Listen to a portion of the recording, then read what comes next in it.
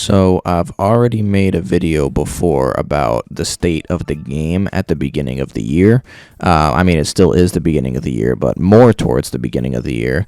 And now I want to talk about what this game is going to look like throughout this year, because honestly, unfortunately, and I don't want this to happen, but unfortunately I think this game is going to die out bare at max by the end of 22. When I mean at max, I mean that I honestly think there's some potential for it to end even sooner. So if you enjoyed this video today, feel free to like and subscribe for future Marvel content, but I'm just making this to kind of get my thoughts out there on it, because if you're watching this video, if you haven't noticed, we're kind of in a transitioning phase for Marvel's Avengers right now, in my opinion. Almost, this is like the super make it or break it kind of time period for the game, because we're going on now like the third week where, after they've made some major nerfs that the community is unhappy with, the community is still encountering a bunch of glitches with the events that they need to take on weekly to even get to the maximum power level cap that they set in.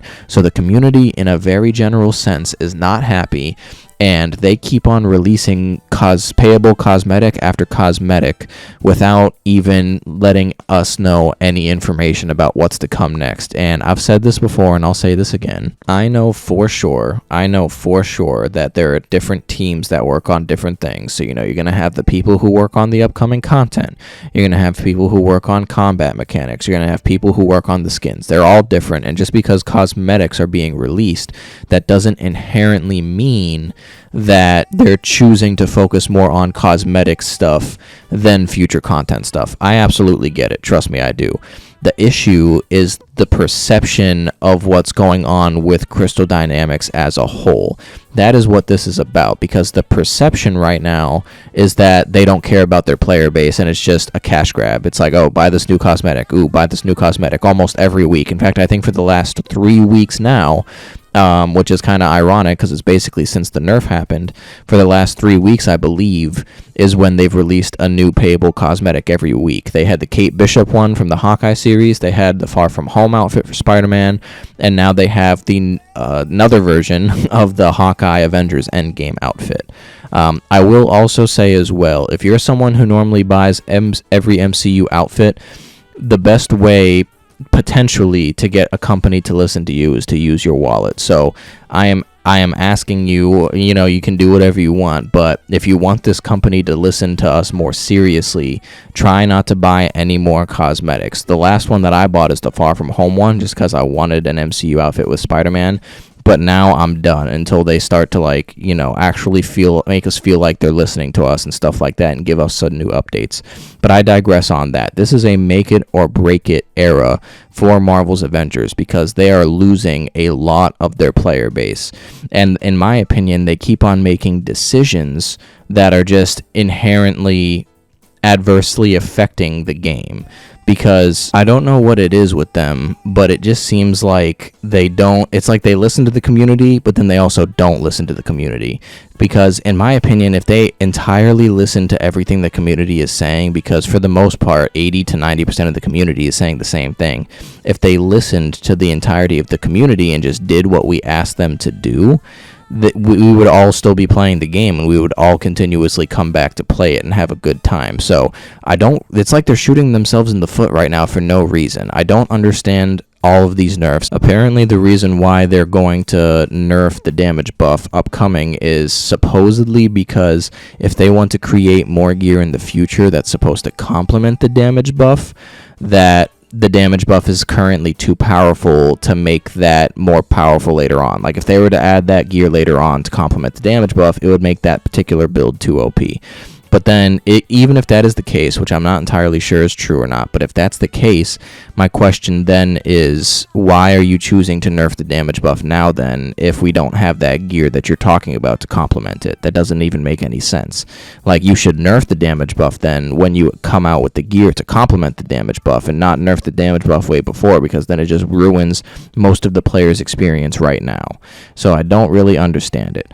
And then with the whole time gating situation, and again, I knew they were going to patch the time gating. It's not inherently because of the time gating, it's because players had to use that time gating to get their power up faster than freaking once or twice a week.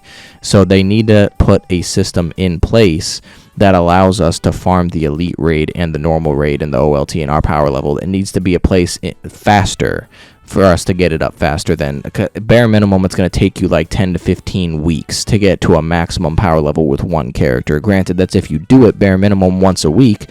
But in my opinion, there's not really an incentive to play any of the raids or the OLT more than once a week, because after you get that guaranteed power level increase, you're not guaranteed to get a piece of gear that's higher than the slot that you wanted in. So it's like, so why would I keep playing if there wasn't a guarantee for that? I understand there's a guarantee for an exotic, but spending an hour to an hour and a half, sometimes even up to 3 hours, depending on how much glitches you encounter in an elite raid, why would I be in an elite raid for that long just to get one piece of gear? I understand the perks are really good, but it's like, I'm not spending 3 hours of my time to get one piece of gear with potentially no power level increase.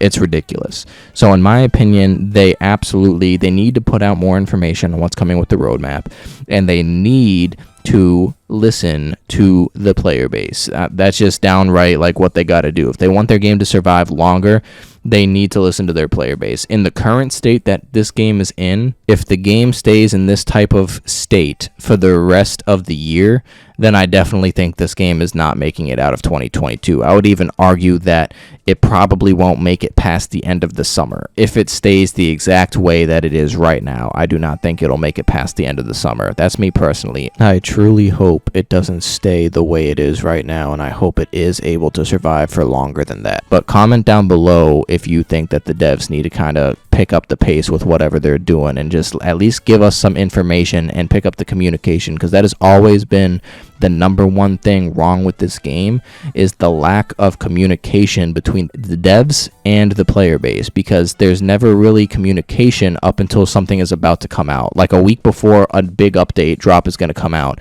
that's when they start to communicate more stuff with us, but they always wait super long to talk about anything with us, and as a result they lose a lot of their player base. But that about wraps it up for this video, and I appreciate you for watching.